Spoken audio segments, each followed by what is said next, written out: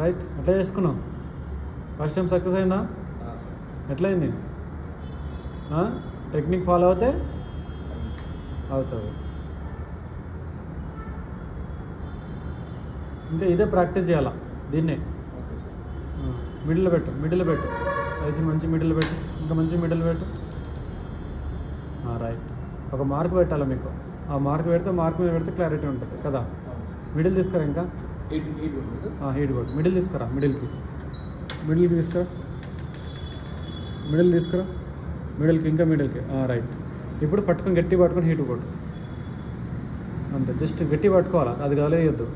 కొంచెం కదిలినా పోతుంది.